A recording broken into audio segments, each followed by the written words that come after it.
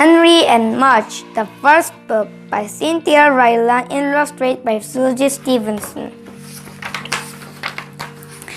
Henry had no brothers and no sisters. "I want a brother," he told his parents. "Sorry," they said. Henry had no friends on his street. "I want to live on a different street," he told his parents. "Sorry," they said. Henry had no pets at home. "I want to have a dog," he told his parents. "Sorry," they almost said. But first they looked at their house with no brothers and sisters. Then they looked at their street with no children. Then they looked at Henry's face. Then they looked at each other. "Okay," they said. "I want to hug you," Henry told his parents, and he did. Henry searched for a dog. "Not just any dog," said Henry. "Not a short one," he said. "Not a curly one," he said, "and no pointed ears." Then he found Mudge. Mudge had floppy ears, not pointed, and Mudge had straight fur, not curly. But Mudge was short because he's a puppy. Henry said he will grow.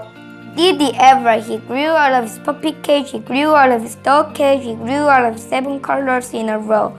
And when he finally stopped growing, he weighed 180 pounds. He stood 3 feet tall and he drooled. "I'm glad you're not short," Henry said. And Mudge licked him, then sat on him. Henry used to walk to school alone. When he worked, he used to worry about tornadoes, ghosts, fighting dogs, and bullies. He worked as fast as he could. He looked straight ahead, he never looked back. But now he walked to school with Mudge. And now when he worked, he thought about vanilla ice cream, rain, rocks, and good dreams. He walked to school, but not fast. He walked to school and sometimes backward. He walked to school and patted Mudge's big head. Mudge loves Henry's room. He loved the dirty socks, he loved the stuffed bear, he loved the fish tank, but mostly he loved Henry's bed. Henry's bed was Henry. Mudge loved to climb in with Henry. Then he loved to smell him. He smelled his lemon hair, he smelled his milky mouth, he smelled his soapy ears, he smelled his chocolate fingers. Then he put his head by Henry's head. He looked at the fish tank, he looked at the bear, he looked at Henry. He licked him, and he fell asleep. One day Mudge took a walk without Henry. The sun was shining, the birds were flying, the grass smelled sweet, but Mudge couldn't wait for Henry, so he left. He went down one road, sniffing the bushes, then down another road, kicking up dust. He went through a field, across a stream, into some pine trees. And when he came out on the other side, he was lost. He couldn't smell Henry, he couldn't smell his front porch, he couldn't smell the street he lived on. Mudge looked all around and didn't see anything or anyone he knew. He whined a little alone without Henry.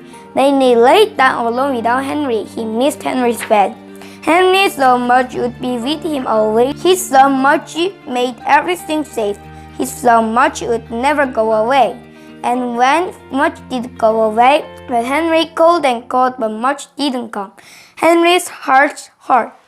And he cried for an hour, but when he finished crying, Henry said, "Mudge loves me, he wouldn't leave, he must be lost." So Henry worked and he called and he looked and looked for his dog Mudge. He walked down one road, then down another road. The sun shone as Henry ran through a field, calling and calling. The bird flew past as he stood beside the stream, calling and calling, and the tears fell again as he looked at the empty pine trees for his lost dog. "Mudge!" he called one last time, and Mudge woke up from his lonely sleep. Then came running. Henry and Mudge. Every day when Henry woke up, he saw Mudge's big head, and every day when Mudge woke up, he saw Henry's small face. They ate breakfast at the same time. They ate supper at the same time. And when Henry was at school, Mudge just lay around and waited. Mudge never went for a walk without Henry again, and Henry never worried that Mudge would leave. Because sometimes in their dreams, they saw long silent roads, big wide fields, deep streams, and pine trees. In those dreams, Mudge was alone and Henry was alone. So when Mudge woke up and knew Mudge was with him, he remembered the dream and stayed closer. And when Henry woke up, and knew Mudge was with him. He remembered the dream and the looking and the calling and the fear, and he knew he would never lose Mudge again.